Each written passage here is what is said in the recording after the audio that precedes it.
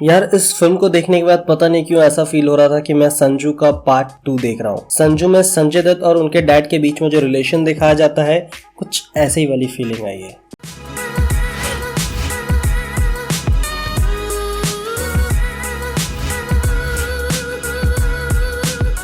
यार एक एक एपिसोड लगभग एक एक घंटे का है और बाद में तो यार लिटरली 1 घंटा क्रॉस कर गया एक एक एपिसोड। लेकिन जो भी और जितना भी स्ट्रेच किया गया है वो बहुत ज्यादा जरूरी था स्टोरी को समझाने के लिए और आपके दिल में उस कैरेक्टर को बसाने के लिए एकदम से जरूरी थी ये चीज। सो भाई फैमिली मैन 2 के बाद में मैंने देखा है डोम, जो कि कहानी सही मानों में अगर किसी के आसपास घूम रही होती है तो वो सिर्फ और सिर्फ पेड्रो के आसपास, यानी पेड्रो डोम जो है वो कैरेक्टर के आसपास में ये पूरी कहानी घूम रही होती है। और इनके जो डैड है विक्टर, वो एग्जैक्टली कितना परिश्रम करते हैं अपने बेटे को गलत संगत से सही रास्ते पे लाने के लिए, उस चीज को आप इस वेब सीरीज में देख सकते हो। देखो इस वेब सीरीज में अगर सबसे ज्यादा किसी चीज को समझाया गया है ना तो वो है परवरिश, और दूसरा एक बाप अपने बेटे से कितना ज्यादा प्यार करता है, और तीसरी चीज कि अगर कोई लड़का बुरे रास्ते में भटक गया है और वापस से वो सही रास्ते में आना चाहता है तो वो आ सकता है। बस उसको अगर उन गलत दोस्तों से दूर रखा जाए, उस गलत संगत से दूर रखा जाए तो पूरी तरह से बदला जा सकता है।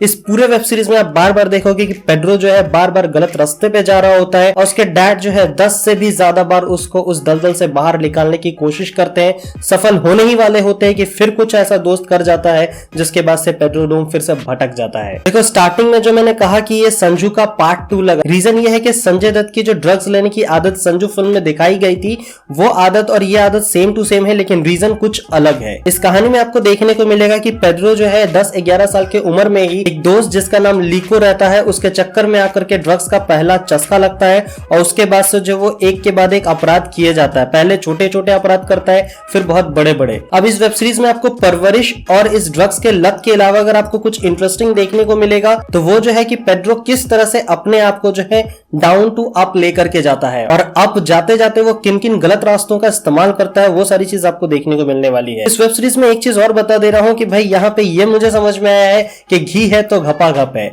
जी हाँ, इस वेब सीरीज में सेक्स सीन्स इतने ज्यादा डाले गए हैं और इतने ओपन दिखाए गए हैं कि भाई ये पूरी न्यूडिटी एंड एक तरह इन शॉर्ट में मैं इतना समझा देता हूं कि ये वेब सीरीज जो है आप फैमिली के साथ में तो कतई मत सोचना कि आप बैठ के देख सकते हो। चलो इस कहानी का एक दूसरा पहलू भी है जो कि है विक्टर, यानी पेड्रो के जो डैड है वो किस तरह से टीन एज में एज अ डाइवर काम करते थे और बड़े बड़े ड्रग्स माफिया को पकड़ा रहे होते। अब उनका सफर कैसा रहा, किस तरह से वो पुलिस ऑफिसर बने और उसमें वो कितना सफल और असफल हुए हैं, ये सारी चीज भी आपको पैरेलली दिखाया जाता है। हर एपिसोड में पेड्रो की बचपन और उसके डैड यानी विक्टर की जवानी दिखाई जाती है, वो जवानी में क्या क्या चीज करने के बाद में यहां तक पहुंचे और पेड्रो बचपन में किन किन हरकतों के बाद यहां तक पहुंचा। इस कहानी के अंदर में पेरेंट्स का सेपरेट होना, बहन के साथ में एक अच्छा रिलेशन होना, एक बाप का अपने बेटे के प्रति कुछ ज्यादा ही प्यार होना, इन सभी चीजों का एक मिला जुला सा मिश्रण आपको देखने को मिलेगा जो आपको बिल्कुल भी डिसअपॉइंट तो नहीं करेगी। जो आप 9 से 10 घंटा इस वेब सीरीज को देखने के लिए लगाओगे, ट्रस्ट में ये एकदम दमदार रहेगा आपके लिए। कुछ कुछ जगह पे दिखाया जाता है कि किस तरह से पेड्रो चोरी करता है और अपने गैंग को किस तरह से रेडी करता है,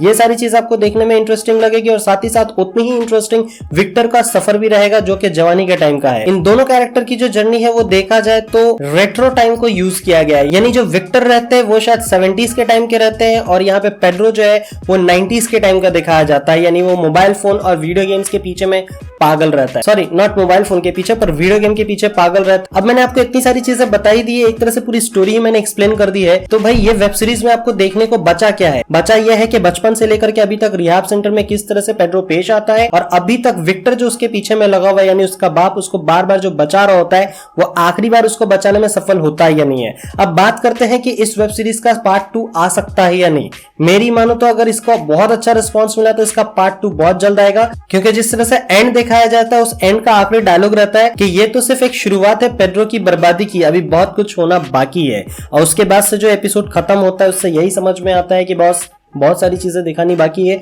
और भी बहुत ज्यादा स्ट्रेच किया जा सकता है इस वेब सीरीज को। सो अगर आप रेडी हो इन सारे इमोशन को एक बार फिर से जीने के लिए, इन सभी चीजों को फिर से जानने के लिए और इन सभी थ्रिल्स के बहुत ज्यादा मजे आए हैं आपको, तो भाई इसका पार्ट 2 तो बनता है। सो मेरे हिसाब से इट्स अ वर्थफुल वॉच, आपको जाकर के एक बार तो देखना ही चाहिए। और हाँ, बहुत सारा टाइम लगेगा। फैमिली मैन 2 8 घंटे लग गए थे, इसमें कुछ 9 घंटे लग गए, और यकीन मानो ये 9 घंटा मैं एक साथ नहीं दे पाया हूँ क्योंकि आंखें चलचलाने लग गई थी बॉस कंटिन्यूसली स्क्रीन पे देखते देखते। सो मेरे हिसाब से it was a good content. आपका क्या टेक है? अगर आपने देख लिया तो कमेंट सेक्शन पे जरूर बताना। कुछ अगर छूट गया हो, कुछ आपको पूछना हो तो वो भी कमेंट सेक्शन पे जरूर बताना, मैं उस पर रिप्लाई जरूर करूंगा। मिलूंगा नेक्स्ट वीडियो में, तब तक के लिए थैंक यू, बाय, साइन एंड हasta la vista।